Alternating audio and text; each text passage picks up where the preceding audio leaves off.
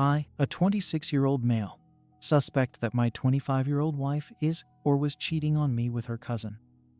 This situation unfolded about 2 weeks ago, causing me to transition from fully trusting her to deeply doubting her. My wife and I met when I was 19, and we quickly fell in love.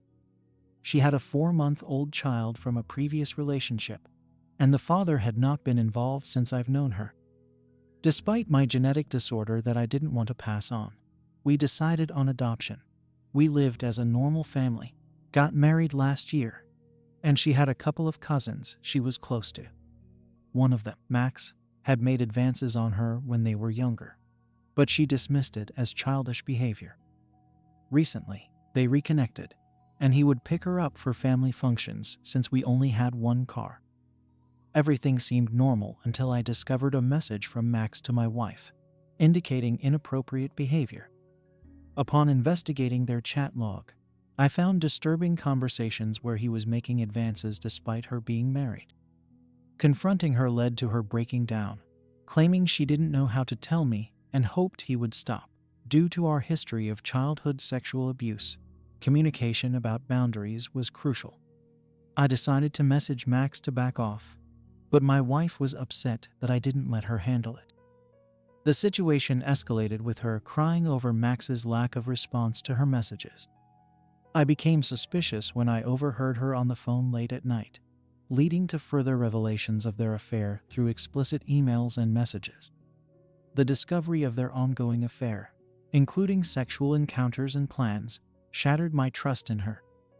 I made the decision to divorce her, as the betrayal was too much to bear. The aftermath involved confronting Max's wife, seeking legal advice, and dealing with the emotional fallout. Despite the turmoil, I found support from family, friends, and the online community. I acknowledged the need for therapy to cope with the trauma and uncertainty ahead. The process of divorce and moving on was challenging, but necessary for my well-being.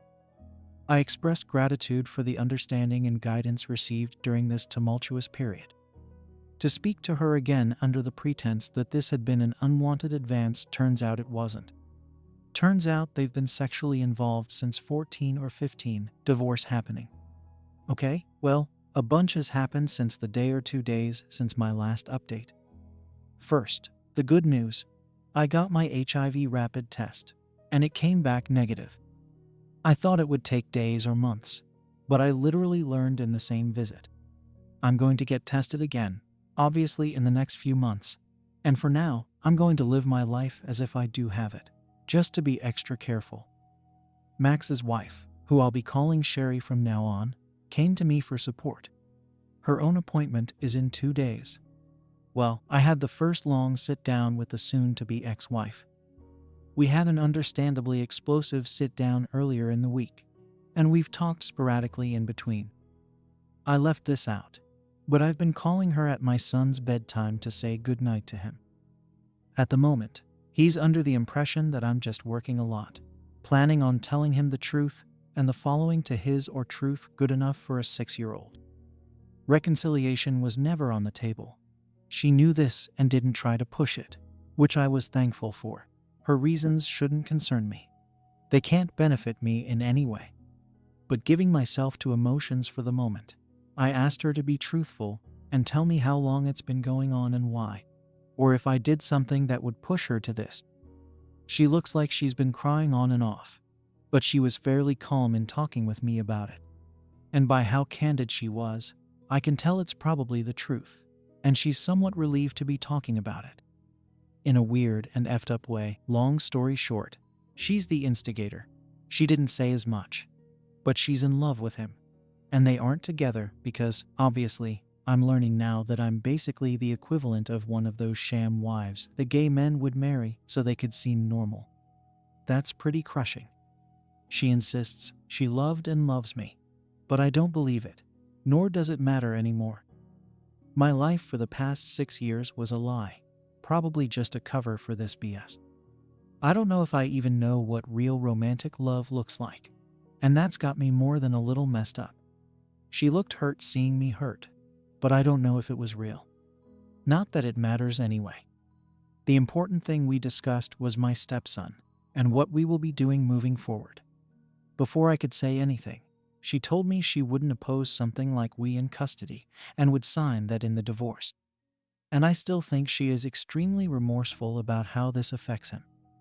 A lot of telling me I am his father, his only dad, and taking me away from him would be so damaging. We're going to tell him the bad news in a few days, tomorrow or today, whenever I post this. I'll be taking him to the zoo.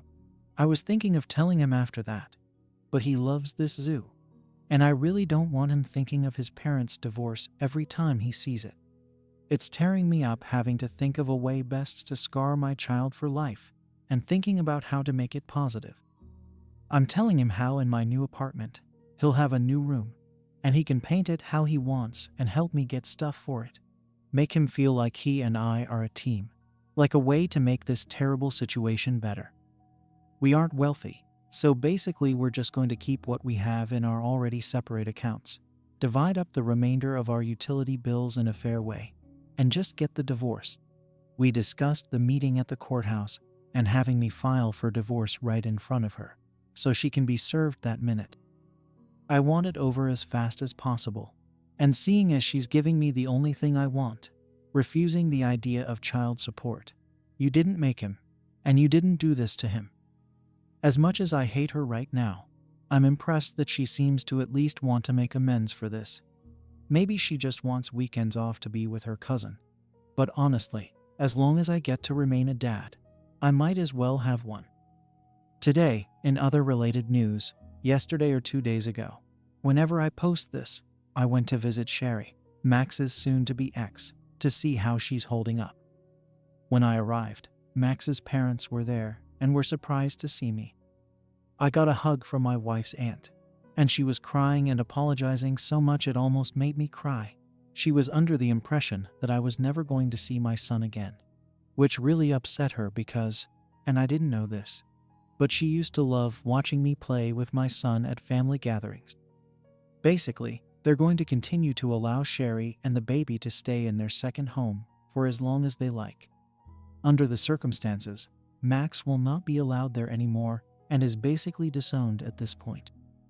I'm not sure this was mentioned before, but the family seemed to have gotten the idea that Max molested my wife, and that this is some kind of abuse or Stockholm syndrome, and call me in a hole. But for the sake of my son's stability, I will do nothing to correct them. If letting them believe this allows my wife to live at home with her folks and not having them fight over this in front of my boy, then I will admit this. Sherry is a mess, as one would expect. She has moments of being okay, followed by tears, followed by anger. The more she talks about subjects not related to this, the calmer she gets. Her family is going to be paying for her to see a therapist, and her brother's coming to the state for a week to be with her. And her mom is basically moving in with her for a month after that to try and help her cope. I got to feed her daughter today, such a cute kid, and melted away my anxiety for a little while. Last night, my friends and I went to the movies, and I asked her if she'd like to come along. I'm glad she came along. But I've also realized that I either need to put some distance between Sherry and I, or I need to talk to her about what I think is happening. Nothing has been said, really, but she's casually touching me, which is something we never did prior to this. I had an attention headache and mentioned it, not my neck, and unprompted, she started rubbing my shoulders. Also, unprompted, during my test when the doctor left the room, she held my hand. It's probably all just me overthinking things due to my rejection, loneliness, and wanting to feel accepted, but I'm infatuated with her. Whenever I'm not obsessing over all the terrible things going on in my life, I find myself thinking of her in a romantic light, and while it's probably not healthy, feeling anything positive is preferable to feeling nothing but misery and doubt. Again, maybe I'm reading too much into this, and mistaking her emotional support as something more than it is because my mind is messed up. But she's acting toward me now. Our past girlfriends, and even the ex-wife died before I officially started seeing them. I mentioned it in the comments that I was trying to lighten the mood with my dark humor, and said something like, I can't even go out and get a revenge play without the possibility of killing someone, referencing my HIV fears. And her response was to bring up the fact that if I am infected, by default, she is most likely infected too. And that since our partners were sleeping together in a gross way, it's like she and I were already having sex. There were a few moments after that and a look, which I took to be an invitation, but I changed the subject. I should be thinking about more important things, but I'm getting distracted by this. Part of me, the smarter part, knows that a foundation like this is horrible, and acting on it might spell disaster for upcoming divorces. On the other hand, I do have a real mental and physical attraction to this woman, one I'm 75% sure is mutual. And I fear that not acting will make her think I'm not open to this at any point, and she'll move on, and I'll lose another person who makes me happy. If anybody has an answer to that, God help. But huge digression aside, I still feel like I'm on the verge of a nervous breakdown. But the divorce seems to be going in a barrel for me. I will still be a dad. Oh, and where is Max in all of this?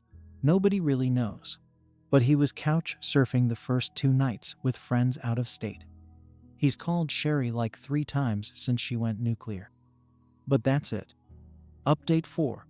Well, today, the day we decided to tell my son about what's happening moving forward. This is not a talk that either of us are looking forward to, but it was inevitable. I spent a little time on the phone with my soon-to-be ex last night, and her tone changed, something I wasn't expecting. At first, she seemed resigned to divorce and didn't fight me on it. On the phone, she was in tears at points, trying to explain away his relationship with her cousin. She's trying to say now that nothing physical has gone on between them during the years she and I were together, only random dirty texts. The storm is coming, I think, because now she says she ought to have my car because I work 20 minutes from where we currently live, and she works an hour away, saying it's needed because she has our son all the time. She's going to need something to get to work.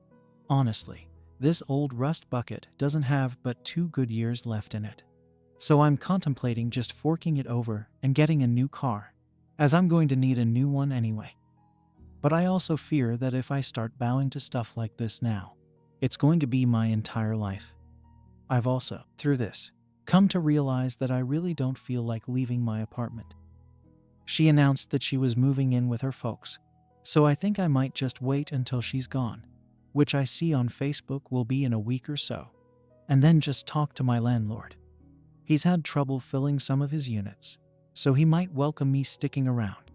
Had breakfast with my dad. He approached the topic lightly, but he's essentially telling me I ought to hold off on writing anything out that would obligate me to stay in my stepson's life. He's not dismissing my stepson. He always makes time to see him and spoils the hell out of him on Christmas and birthdays. Even stops by with random toys. My point being, he's a proud grandpa. His reasoning was that I should wait to see how my soon-to-be ex behaves, and if that seems conducive to what I want in life. He told me that I passed on my chance to go to school and become a family man, and nobody in the family would hold it against me if I decided I didn't want to be a father anymore. While they all love my son, they don't want to watch me fall on your sword, because you feel we'll judge you and you tie yourself to that crazy family for life. More or less, they'll support me no matter what I do. Maybe I've reconciled my therapist, who I started seeing in 3 weeks. I feel differently, but at the moment, I'm adamant about remaining a father. After that, I took Sherry out to meet with Max. I didn't go along with her, and he might have a few less teeth, and I'd have charges. So I basically just hung out in the Sonic drive-thru, listening to music, buying a new drink a couple of times to justify my being there, and waiting for her to be picked up. When that was over, she was a bit worse off for the experience. He's blaming my soon-to-be ex for the fact that things didn't end years ago, and claimed that the guys he claimed to be having crazy hookups with were made up and part of some dirty story that he and my soon-to-be ex did. Assuming he's being truthful, it was just the one guy who is his boyfriend, I guess, and he made up the rest as part of this dirty story thing. Sounds like BS, but honestly, for some reason, It seems true to me. Sherry was quite devastated, mostly by the fact that he looked like he hadn't slept in days, but didn't acknowledge his daughter, hadn't said anything about her until she forced the subject. She was really upset, obviously. I brought her home, but she did a fine job keeping it together for the baby. I really didn't want to leave her in that state. So I hung around and helped throw a dinner together, showed her how to make ghetto garlic bread, and made pasta. I found out she sings a French language song to her daughter, and I was a little smitten with that. However, I also noticed when looking in on this that Sherry actually has some of my son's hand-me-down baby furniture. What really brought home just how absolutely messed up the situation really is. When I went to leave, we gave a parting hug that went on for a few minutes. No words, got a kiss on the cheek, and I kind of rode that high for the rest of the night. The enormity of my life right now, I can't even fully grasp. I didn't think it was possible to be filled with such hate and anger, while also feeling that fluffy. Update 5. I've sort of entered the flying stage. Personally, I don't know whether it's the selfish brain talking or the rational one, but I'm beginning to have doubts about remaining a father. I want to be a good man. I want to believe I have the strength and resolve to raise another man's child. I did have that resolve before this betrayal, though it's warped parts of me and changed me a lot in such a short time. And becoming unable to wear a positive face about this. I've said it before, I'm well aware of my own genetic problems, and because of this, I've always been, even from my hormonal rampage teenage years, I made it a point to do all I could do not to have a child. I was responsible, careful, and thoughtful. I was never reckless.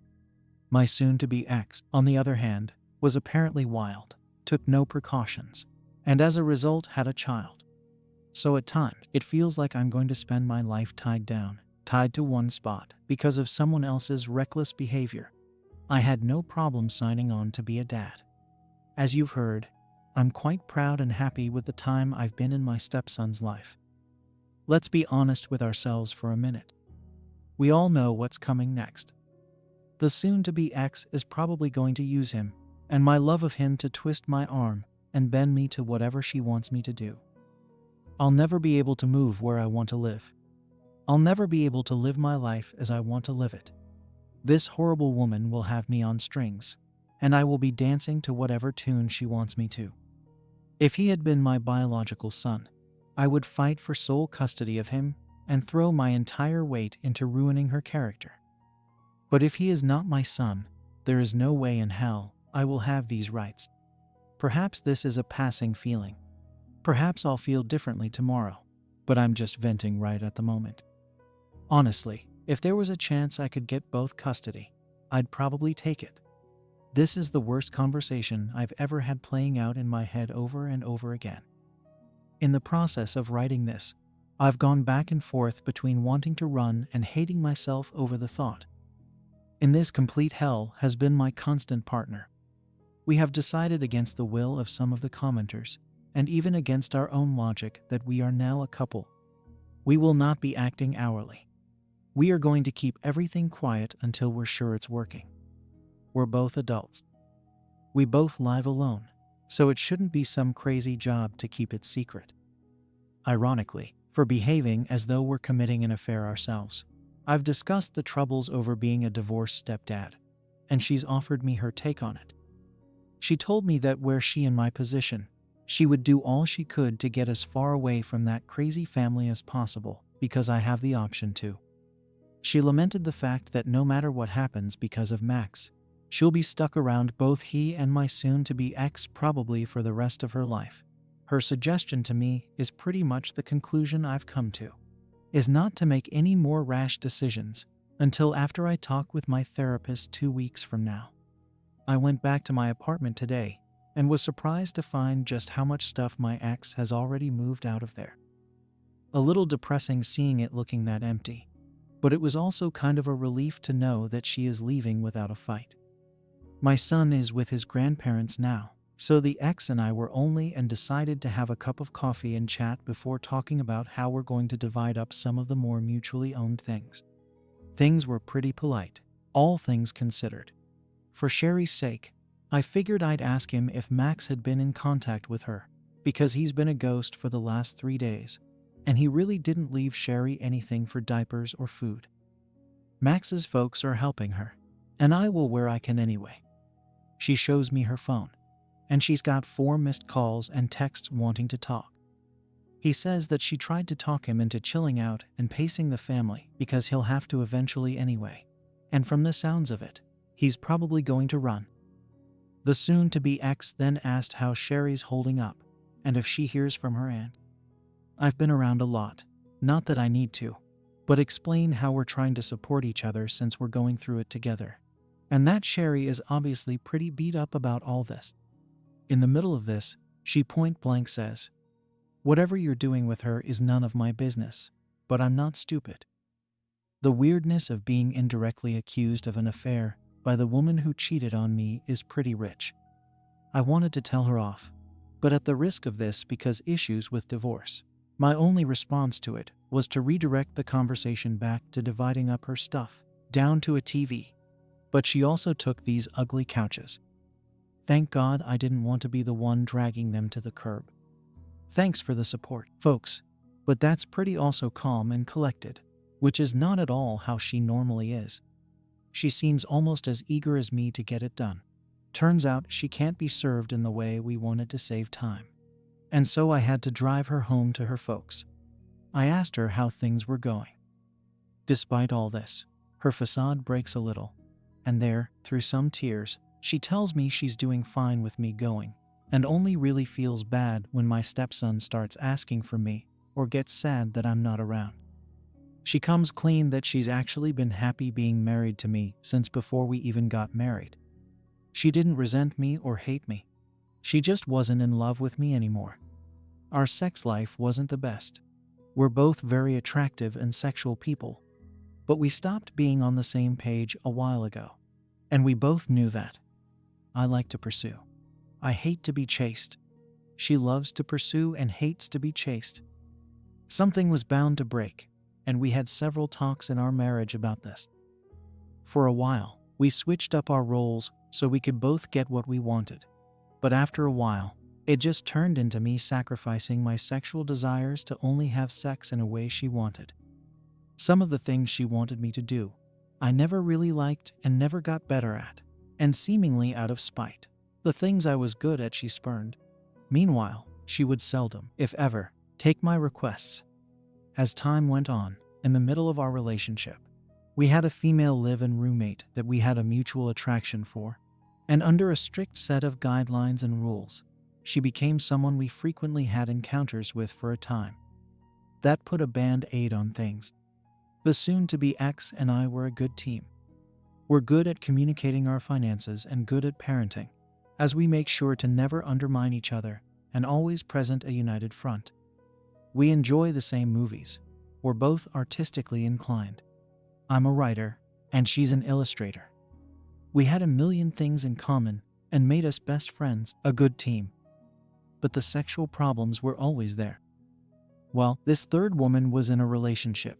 The tension was gone, and we worked perfectly together as those frustrations and needs were met by a third party.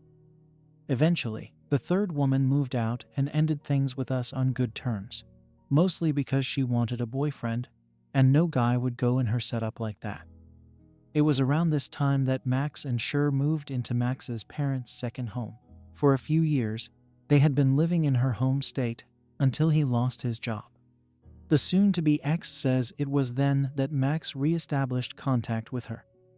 They began meeting up just as normal cousins at first. For one day, she decided to vent her frustration, probably an invitation about her sex life, and they started having an affair. They would only meet up around family gatherings and use excuses to vanish. A few of these I'm remembering not being able to find her.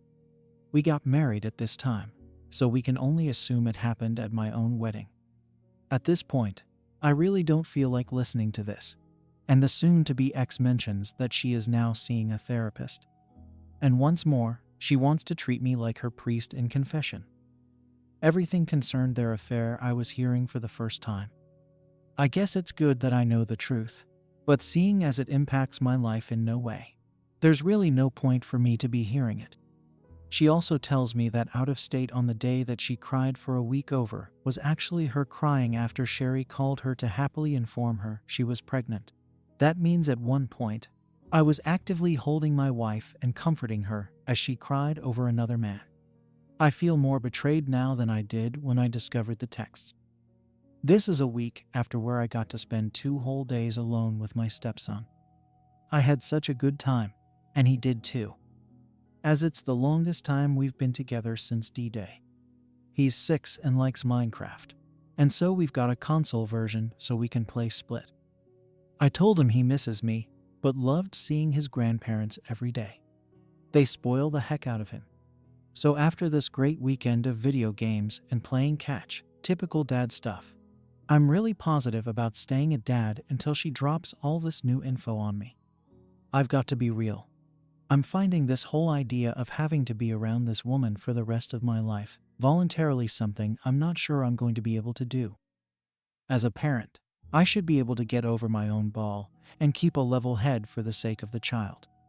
But circumstances being what they are, throwing in the towel becomes a more and more attractive idea. That more than losing my wife, more than the betrayal, breaks my heart. I'm going to see him again Friday night and going to see if I can still fight through this. On the surgery front, I'll keep it fairly brief as this is already way too long. Max stopped calling or taking calls from her 4 days ago, and it turns out he's moved in with his boyfriend. He has a boyfriend. She's going to file for divorce before the week is over and consider her next move. Her brother arrives in 2 days to talk with her and stay for the week with Max's parents' permission. We've changed the locks on the house because, as rumor has it, Max has been using what I don't know, but all the same, better to be safe. I installed a new chain and a deadbolt. He's never been known to be violent, but he's never been known to vanish for days on end, with the rumor being he's into drugs. Now, when it comes to my relationship with Sherry, we are quietly pursuing a romantic relationship. We're both equally aware that we would just be dealing with our trauma, and these feelings might not be 100% real or lasting. But if I can be allowed to be vain for a moment, it's the best sex I've had in my life. I've never been more physically attracted to any of my previous partners, and I find myself at work daydreaming about her toward the end of the workday. I don't think I've ever had such a strong want for someone before. And all told, she tells me it's something mutual. I've been back to work this week, and both days she stopped by to bring me dinner she made. And that's damn near the cutest thing anyone's ever done for me. Once again, I feel like life is beating the crap out of me. At the same time, everything is going right. Final update. This is going to be my final update, as I've had 2 friends in my real life approach me over my original post, and I'm really uncomfortable sharing this with anyone other than internet strangers. So after this is posted, I'm going to spend a day or so responding to comments before signing off permanently from this account. It was supposed to be a throwaway for these reasons. Anyhow, the last week and a half have been an extremely depressing and stressful time. I don't know why it took so long for it to set in with me, but in the days after my last update, the new information that my ex gave me concerning her relationship with Max started eating me alive. I started imagining them sneaking off every time my back was turned. I faced the fact that she was never truly mine, that I was just some placeholder man and babysitter here, so I could provide a cover for her degenerate relationship. By the end of it, I came to the realization that I'm not going to continue to live my life as an extension of hers. This, of course, means that I will not be seeking any sort of relationship with her son after the divorce. It is the worst feeling I've ever had in my life, but I can't imagine myself ever getting better, ever truly living my life on my own terms, if I can't get out from under her shadow. I know many of you don't want to hear me say this. I never thought I'd have to. But he's still young, I'm still young, and there will be many years to heal this. Sher's life has been a living hell for the last 4 days. Her brother had arrived earlier in the week, and she was so relieved to finally see her family. And all this when she introduced me as the ex-husband of Max's affair partner, and that we had been supporting each other through this. He pretty much figured out that we were seeing each other. He took me aside, like I expected any big brother might do, and expressed concern that she might be jumping into things too early. I explained to him that she and I had the same conversation and are going easy because of this. I told him that I respected his sister and that our relationship mostly began because I knew she had no support locally and being hurt in the same affair. I thought we could relate. I also told him that if they decided it was best for me to go back home, I wasn't going to stand in the way. Her recovery should come first to her, not only for herself but her daughter. After that, I got along as well as could be expected. When things were finally looking up, Here gets a call from the hospital, and Max is in the ICU. He didn't leave a note, so the reasons are still not solid. But he ingested a dangerous amount of antifreeze. I mean, obviously, with all the drama and shame of having his affair discovered, suicide isn't far-fetched. But on the hand of all the ways to kill yourself, who thinks of a method like this? I mentioned before that he was rumored to be getting into drugs, so accidental poisoning can't be ruled out. In any case, Sherry is now feeling tremendously guilty over this, as unwarranted as that might be. Max's parents went from universally condemning him, asking Sherry whether or not she'd consider reconciling with him. She told me that she told them she'd consider it, but only because she didn't want to see them hurting anymore. On top of this, as of writing this, he's been in the ICU for 5 days. I don't know all the technical terms, but there's a concern with crystal deposits in the brain edema. He had a heart attack at some point during his initial treatment, and honestly, nothing really looks good for him. Jerry told me that even if they manage to save him, the amount of brain damage he's received will impact him severely for the rest of his life. I can't say I pity him. I don't wish death or suffering on anyone.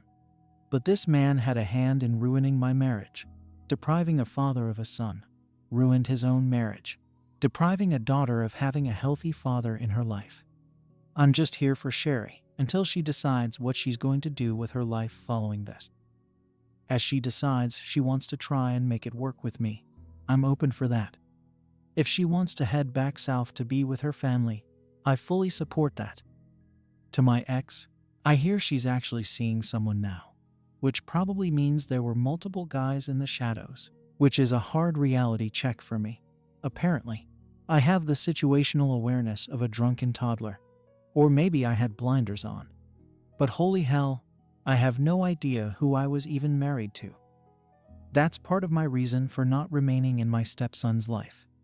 I'll never get past the drama, and I've had to sit back powerless and watch as her poor decisions continue to make his life worse and worse. I hope she smartens up, that her therapist actually gets her thinking right and responsible. But I have serious doubts she'll ever change. If 6 years of marriage didn't civilize her, I doubt a therapist will. I still don't get what I did wrong. I'm a good listener, I'm a provider, I can clean up after myself. I did my best to never make her feel unloved or unwanted. I raised her kid. I helped her aunts and uncles with home renovations. I had a great relationship with her folks. Her father and I used to go out for a beer and watch the game together, independent of her. So it's not as if there was friction in how I dealt with her family, and my family adored and accepted her and her son from day one.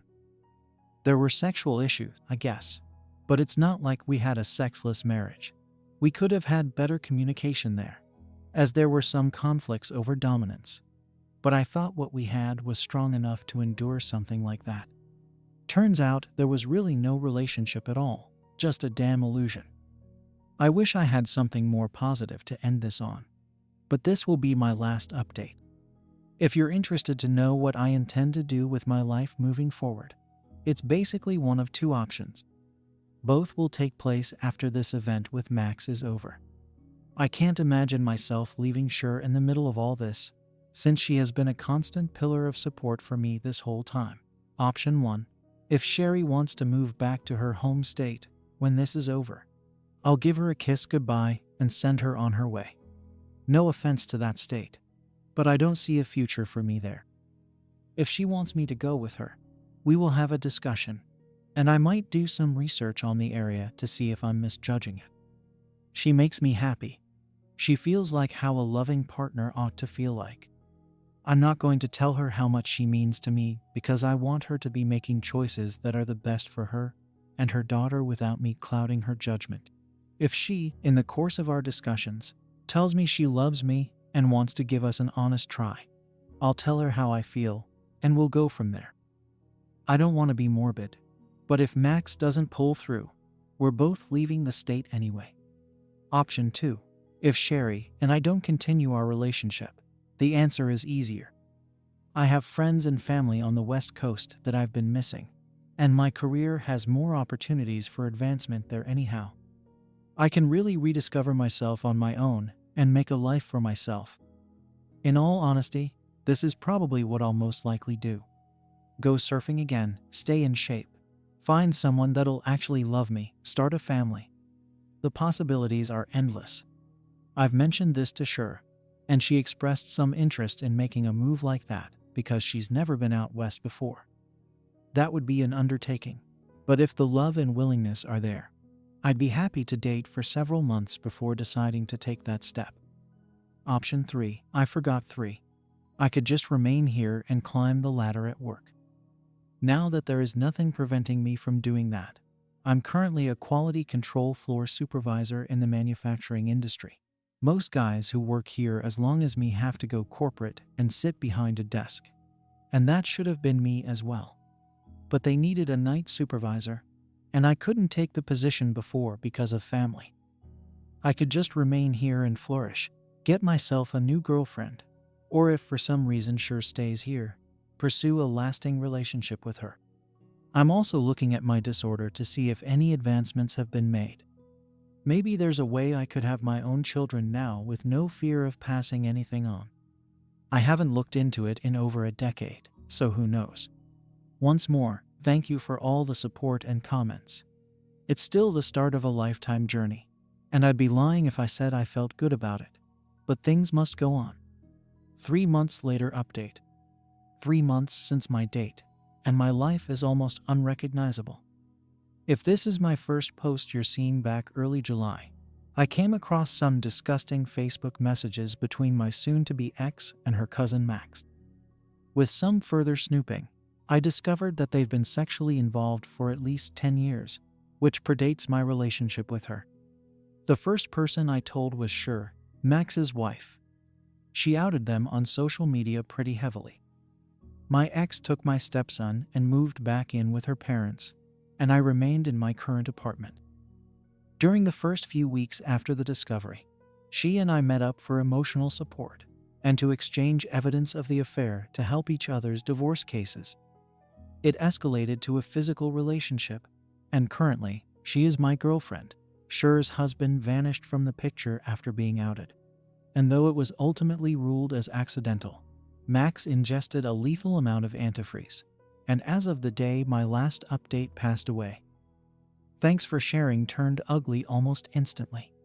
Max's parents, up until that point, had sided with her on everything, even allowing her to remain in their second home with their daughter. Max's death turned the situation around, and they began blaming her for it, mainly because of how she outed him so publicly. Secondly, the week before this happened, my soon-to-be ex's parents spotted Sher and I on a date looking cozy together. They wanted to keep it all on the down low until the divorce, but we were outed, and nobody on any side of this, my folks or hers, were thrilled with this. In my last update, I said that I would be unable to remain a stepfather to Max's son. But in practice, for a few weeks, I resolved to be a weekend father. Against my own misgivings, I love him too much, as it turns out, to walk away. I would have been able to continue seeing him regularly, but the exercise had to end that once she found out Sher and I were an item. I still see him. In fact, I took him apple picking last weekend. But it's clear she's not going to allow me to have regular weekly visits. Our divorce hearing is scheduled for mid-November, and aside from the occasional call to check in on my stepson, she and I have got no contact. I've since learned that she had 2 more affairs, one before we were married and one during the marriage. When our mutual friends heard about the impending divorce, they came forward and mentioned times where they were suspicious of her behavior with these two. I'm really glad they stayed silent about these concerns for years. Now I don't trust a single one of them. Not only finding out that everybody thinks you're oblivious when you already think you're oblivious, none of that really matters. And at this point, it's kind of like falling down and scraping my knee after getting shot. Like, yeah, it sucks, but comparatively, not so much. I mentioned how Cher's former in-laws turned on her, and because of their constant harassing phone calls and threats of eviction, I offered to let her move in with me for the time being. Her original goal was to move back to her home state to be with her family. But we're just trying to figure out the best way to do this. I know some people are going to call us stupid, but after intimacy between us, but I've realized just how much the ex and I were living in two separate worlds under the same roof. Sherry experienced similar feelings with Max. She texts and calls me frequently for no reason. We talk about her days and sit down to dinner together. She also cooks a lot, which has sparked an interest for me. So, over the last few weeks, we've been finding interesting things to make together, and it's fun, a shared interest and activity. 6 years in with my ex, and I can't remember what our thing was, or if we really had anything. I kept it together pretty reasonably, all things considered, but when I had a moment alone, I shed some tears over the fact that the last 6 years of my life were completely meaningless, and I've got nothing to show for it. The feeling passed pretty quickly. Sherry has her bad days. The therapy has really kept her afloat, because in the week following Max's death, I was very afraid she might do something to hurt herself. I'm making sure to make time for myself to heal, but helping her keep it together was really instrumental in keeping me moving forward. Whenever she isn't feeling down, we're connected at the hip. We go to bed at the same time together and get up together, share the shower sometimes. A lot of things I didn't know I needed in my life. Plus, I get to do some parenting stuff, such as feeding and putting her daughter down for sleep, which has made it so my dad instincts are still fed. The ex has, of course, learned of the relationship, and that's going about as well as you might expect. She blames Sherry for what Max did to himself. She seems to think everything would have been better if we kept things between ourselves and the breakup, rather than Sherry blowing up Facebook with the news. She says she would have never left our apartment if she knew that Sherry was going to move in, before going on a tirade of how sexually inadequate I apparently am. Before I had to hang up on her, November and my divorce can't come fast enough. Okay, last paragraph, I swear. But I started writing this a couple of days ago. And as of this morning, Sherry took 2 pregnancy tests, and both came back positive. So, this is a curveball I hadn't been expecting. As everyone who's read my other post knows, I'm terrified of passing on my bone disorder. We spent the day talking about it. She has gotten her period after she's separated from Max, so that's not a possibility. So, it must have been me getting careless. Still need a doctor to call me to confirm, which is set up, and we've been Googling about my condition all day. The good news, we can find out as early as the week if the child has a severe or moderate case. This year keeps piling on. If the child is healthy, I'll be happy no matter what. Neither her nor I are big on the idea of terminating a pregnancy, unless, of course, they see a severe case, which in many cases means death at birth. So many worries. We've chosen to be happy with this until we see what's up at week 14. I'm in love with her. She's in love with me, and we're spiraling headlong into, I don't freaking know what, but I'm afraid, hopeful, but so afraid. I've been praying on it, and to who, I don't know. I'm an atheist. 1 year update, the final update. A year ago today was the day I made the most life-changing discovery I'd ever made in my life, but I didn't know it at the time. I had just down to check Facebook, so I had a message, and realized after I clicked it that it was my then wife's account that was active, and said there were messages of a sexual nature from her cousin Max that got the ball rolling. Within 3 weeks of this message, Max's then wife Sherry and I collected evidence of their incest after stretching back to the days of MySpace. and through the trauma, she and I began supporting each other and then dating. A year later, she is the mother of my firstborn child. This affair has changed the lives of so many people involved and surrounding it. Max, my ex's cousin and heir partner, ingested a lethal amount of antifreeze. Though it is highly probable that this was a suicide, we were told by the doctors that treated him that he had ingested just enough to kill himself, sort of suggesting that he was trying to self-harm as a cry for help. Sherry had been living on a property owned by Max's parents, so they had taken her side when the affair was made public, but took back their support when he died, fearing they did Victor or worse. She and her daughter moved into my apartment. Max's death also saw my ex openly hated and despised by her family for her role in the affair. They've been blaming him for it, and acting as though Max was a predator that had been molesting her or abusing her until he died. And then the blame got shifted to her. She's no longer welcome at family gatherings, and the only people she speaks to is her own parents. And I think the only reason they haven't disowned her is because of my former stepson. My ex-wife had been letting me continue to see my stepson after we split. My relationship with Sherry was outed around the time of Max's death, and this ultimately led to her fighting me over it. It still baffles my mind that even after I caught her in a 10-year-long affair, she had the audacity to act as though me seeing another woman was some sort of crime or taking away the son I had raised since he was only a few months old. Ultimately, though, I decided on my own to walk away from the entire situation, as I felt like our constant fighting and my lack of legal authority over him would lead him to be even more unhappy and traumatized than if I just left. Those of you following me or reading the comments of other posts will know that Sherry and I have relocated to her home state, where I've started anew, and we're currently renting a home. We are also both in therapy, individual, and we're being counseled together. We both understand that a lot can go wrong with the relationships that formed the way ours did, and we both want to work on communication and growing with one another so we can better navigate the tough times when they come. We're both survivors of infidelity. The story of how we fell in love can never be a cute story to tell the kids. One thing that I learned about my marriage through therapy is just how much my own parents' terrible marriage has affected me. My dad is a good guy, a loving father, and my mother is a wonderful woman. But their relationship is a mess. My ex-wife and I never really fought. We got into huge fights. Now, kid living in a home with a loveless marriage. I always knew when things were bad, the loud arguments and the yelling and what have you. When things were quiet, things were good.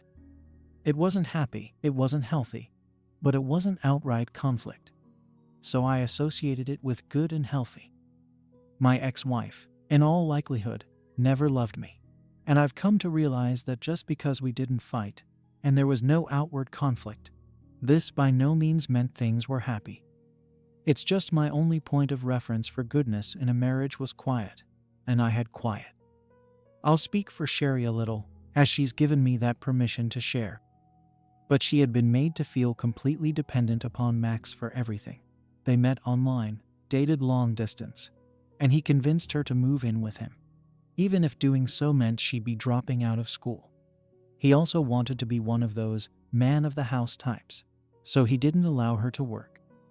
No work, no school pretty much meant no friends outside of Max and my ex's family. Even worse, a year into it, he revealed to her that he was bisexual, informed her he'd see men every so often, and not knowing how to handle it, just accepted that situation. She is now working on a means to get her JED, so she can find a job should she choose to. I'm more than happy to provide for the mother of my child.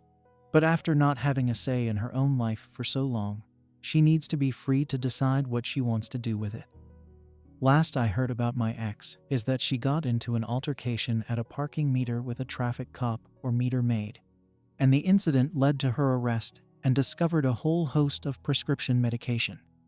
At first, I was told that she stole it from someone, but it turns out she's been doctor shopping.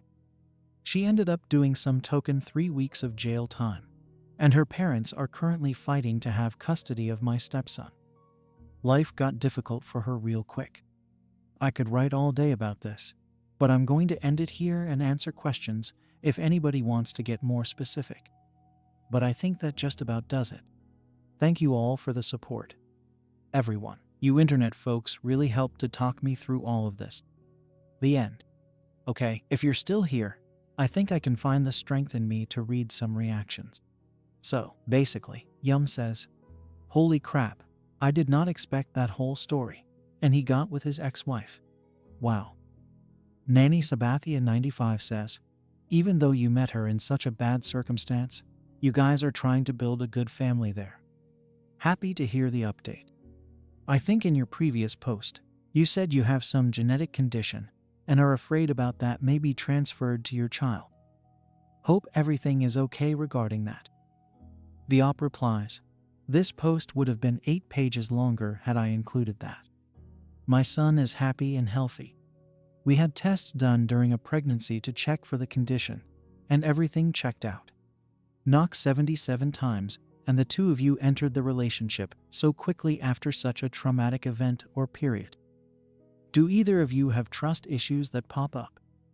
The op replies, "I don't think I have trust issues, and she seems to trust me as much as a person can trust someone. We are very open and honest about her feelings, me much more open than I've been with anyone else. Trust and openness is something we discussed at the therapist's office. We were both betrayed by the same people and stuck to each other like glue throughout. We built the kind of trust you find in a foxhole." Nomadic has another comment.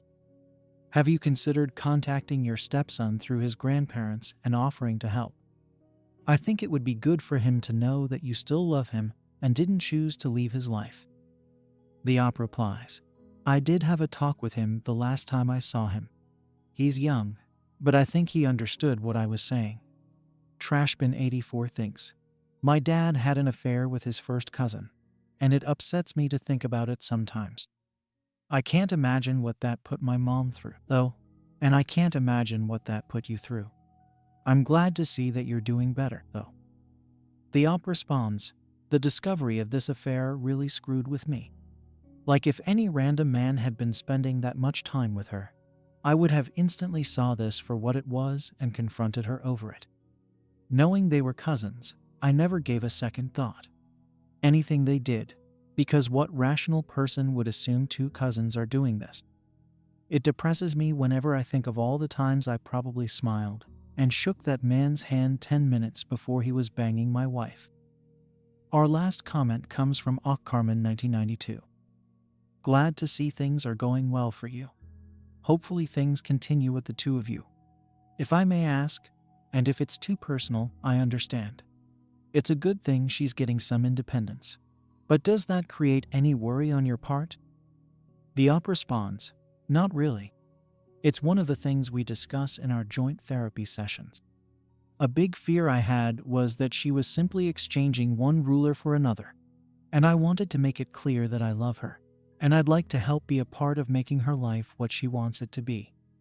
She's always wanted to be a mother, and the idea of being a stay-at-home mom wasn't totally out of line with the sort of life she saw herself living. But she never felt like she had a choice in it with how Max was, and she always hated leaving school. Another big reason of her going and getting a JED was because all of this obviously scared her that she'd be a single mom high school dropout and would like to at least not be so helpless should something happen to us in our relationship or if I up and die.